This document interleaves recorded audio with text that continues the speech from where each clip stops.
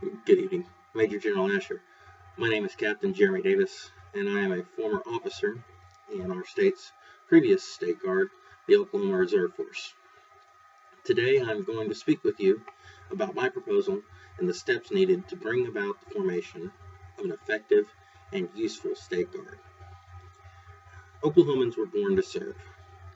As I'm sure you are aware, at various points in our state's history, many Oklahomans have answered the call to serve by actively participating in the Oklahoma State Guard, as well as the Air and Army National Guards.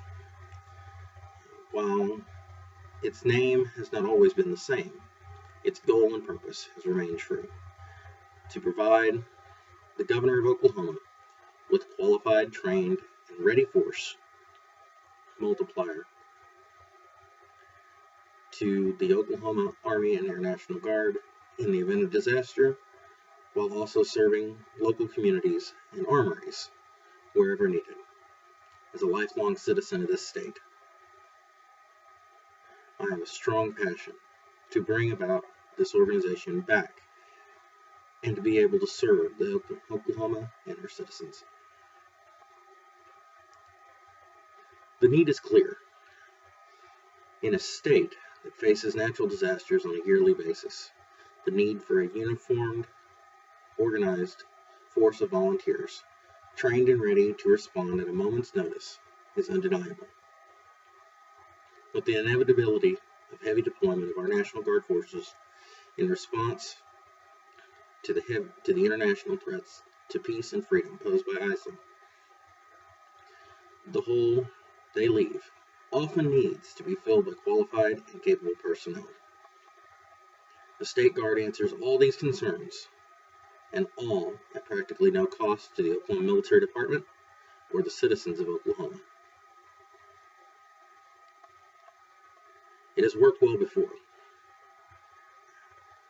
The Oklahoma State Guard would serve at the pleasure of the governor and work hand in hand with many of the civil defense missions of the Oklahoma Army and Air National Guard. This combination of uniformed civilians and military personnel has proven very effective for decades at the federal level with both the U.S. Coast Guard Auxiliary and the Civil Air Patrol, the U.S. Air Force's auxiliary. It has also been highly successful at the state level, with tens of thousands proudly serving in the State Guards in Texas, California, and South Carolina, just to name a few. I would like our state to reap the benefits of a State Guard and what it could provide. How it could work. This can be made possible by forming a structured and well-regulated organization, including firm eligibility requirements and effectively using the existing state statutes. If you and Governor Fallin choose to reestablish the Oklahoma State Guard, I propose the following: the formation of a trial unit. The most effective way of proving that this would be a successful, viable option to the citizens and government of our state would be a carefully structured, locally established unit that would either report directly to the Adjutant General or to the local Army or Air National Guard commander.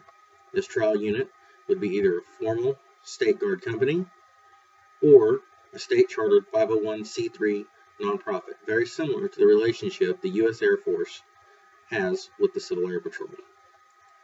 And that would be it would consist of not more than 60 personnel and be granted a temporary 18-month charter by the Oklahoma National Guard.